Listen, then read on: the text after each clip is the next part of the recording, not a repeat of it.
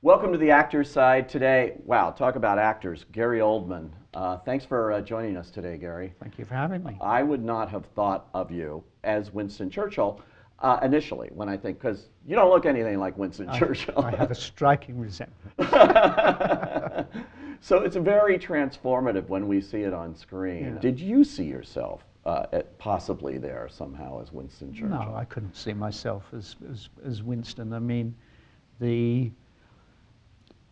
initially I was very shy of taking the role because you're not only asked to step into the shoes of this icon and arguably the greatest Briton that ever lived to some, but you're stepping into the shoes of great actors that have played him. Right. So it was a little like I had a similar thing when we did Tinker Tailor Soldier Spy, because Sir Alec Guinness had become the face of Smiley. Yeah.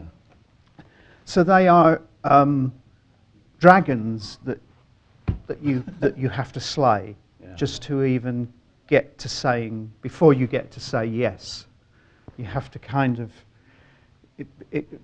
do a sort of a trick on yourself. Did you revisit Alec Guinness's work before you said yes, or No, I didn't, and I haven't looked at anything to do with Churchill either. I remember the series of Robert Hardy when it came out, Yeah.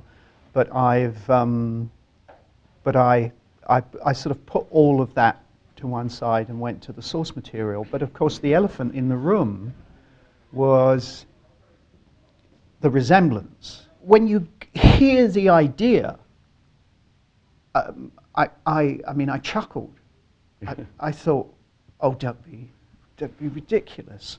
And I knew that the roadblock was obviously going to be the physical side of it.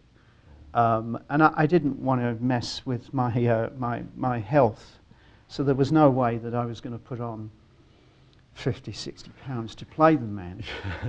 So there was only really one way to go. Before our forces are wiped out completely, now is the time to negotiate in order to obtain the best conditions possible. Hitler will not insist on outrageous terms. He will know his own weaknesses. He will be reasonable. When will the lesson be learned? When will the lesson be learned? How many more dictators must be wooed, appeased, good God, given him mixed privileges, before we learn? You cannot reason with a tiger when your head is in its mouth! Let me take you back a little bit, because when you mentioned your health, Sid Vicious, you lost an enormous amount of weight, and apparently even wound up in the hospital, from what I heard. I did. I lost so much weight. I was losing weight, and I was not under the guidance of a doctor. I was just doing this thing on my own. But it's funny. The irony is, I lost so much weight that I then had to gain weight to play him. Oh my God!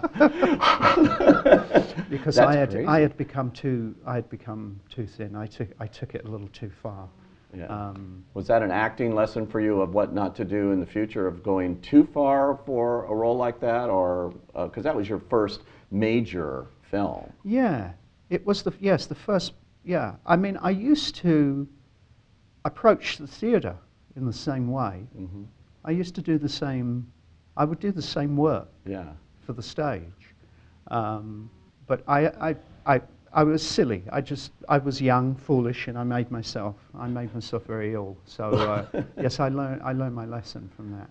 Your theater work is like incredible, going back with the Royal Academy and the Royal Court and all of the places that you worked. Yeah. I want to go back to, what was your inspiration, though, to become an actor? Because I read somewhere that you saw Malcolm McDowell in a movie I love called Raging Moon. Yeah, which actually was released here as Long Ago Tomorrow. Long Ago Tomorrow, yeah. Yeah. Yeah. That was a springboard for you in some ways? Yeah, I was. I remember it vividly. I was at home one evening with my mum. I would have been about 14. Alcoholics refer to it as a moment of clarity. It was like a revelation. It was like the lights in the room got brighter. Yeah. It was something about Malcolm that I responded to. It was this mix of menace, vulnerability, those amazing blue eyes, those saucers that he has for eyes, that face. You know, it's almost cartoonish, isn't it? It's like a clown at times. That wonderful face. It can be. It can. You look at Clockwork Orange and If. And I watched this film and said, "That's what I want to do." Wow. And that was it.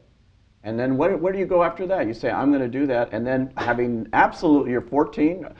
You go like, where do you go next? Because you wound up in some very prestigious theater companies. Yeah, I knew that I would have to do some kind of training or drama school. I went to school. I asked a teacher, "Are there any local theatres or workshops?" He said that there was the Greenwich Youth People's Theatre that was close by. It was local. I went there. I met the artistic director, who just happened to be in the office that day. Yeah. He had me read some Shakespeare. He said, "You know, yeah, there's perhaps potential there." He took me under his wing and coached me for drama school, and I went to drama school, and I got in. The first place I auditioned was at the Royal Academy of Dramatic Art. Wow. Because all my heroes had gone there. Yeah. Aside from Malcolm, I was a fan of Richard Burton, Alec Guinness, Alan Bates, Tom Courtenay, Richard Harris. These are all, Alec Guinness, Peter Sellers. These are all the people that I sort of were inspiring me and that I looked up to. And so I wanted to sort of go to the Royal Academy because they had gone there. And they turned me down and said, "Think about something else to do for a living." Really? See, if they said that to me, I would have gone to think about something else to do for a living and then turned back, what else am I going to do? What did you do when somebody said, that's rejection? Well, what do you do? I was saddened, but I had a list of other places, and I auditioned. I continued, and I got in somewhere, and that was it. And eventually into the Royal Academy. Yeah, and then I went to drama school. I did repertory theatre, the usual thing. Got an opportunity to come to London. I was seen in London. And then I worked at the Royal Court, the Royal Shakespeare Company, and other places. So and movies were not, they were not on the menu. Yeah. It was other people sort of did that. But then you do such high profile early on, Sid and Nancy, and Prick Up Your Ears. Yeah. That really sort of take you in a direction you weren't planning on going in. Yeah, it's odd that most of the things that have been a success for me, I initially did not want to do. There's certain things that I have chased and wanted to do. Some I've done, some I didn't. There were roles in the theatre that I went after when I heard a director was doing a certain production or something, but really most of it has come incoming, that it comes across your desk. Yeah. I really knew very little about punk. I was a Motown soul guy. Loved James Brown, and so that was my bag. But you're very musical. You had a very musical background. So. Yeah, I like, but yeah, I couldn't live without it. I love music, but I was never really. I never followed the punk thing, and so that was. I think I turned down Sid and Nancy a dozen times before I said yes to it. Yeah.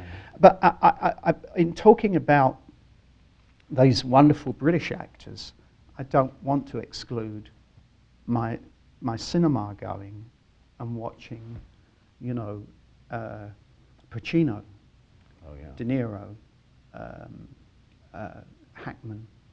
These were also great actors that one looked up to. I remember going to the West End of London, watching a matinee of Raging Bull, and coming out of Raging Bull and buying a ticket for the evening performance. And I went off and had a sandwich and came back and saw it. So I saw it twice. Wow. I was so staggered by it. I just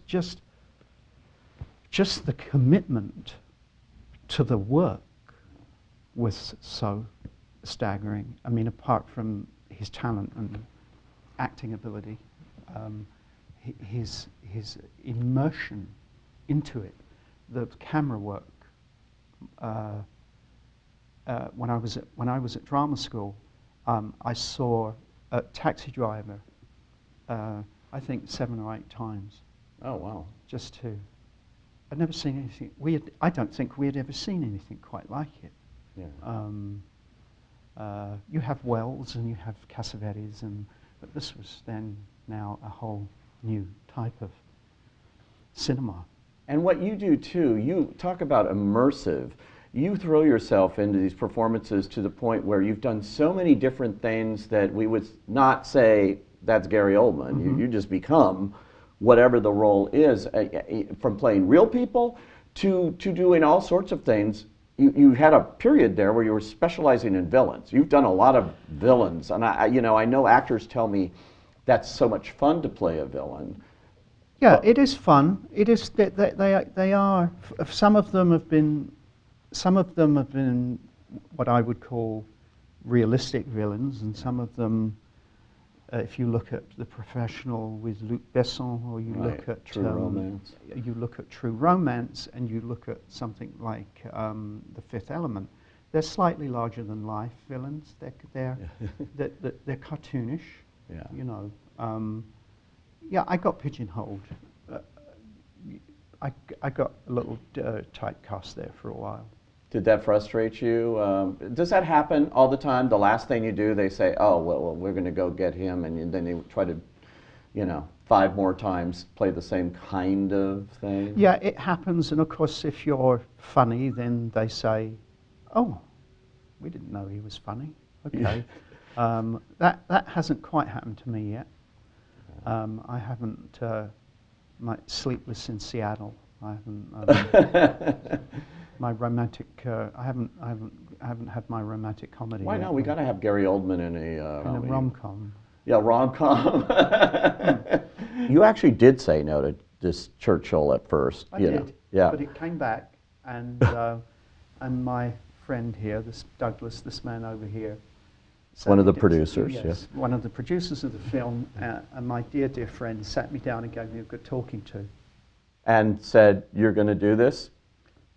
Not in so many words, but yeah, we really had a good talk about it, and it just shifted. I just need sometimes a nudge.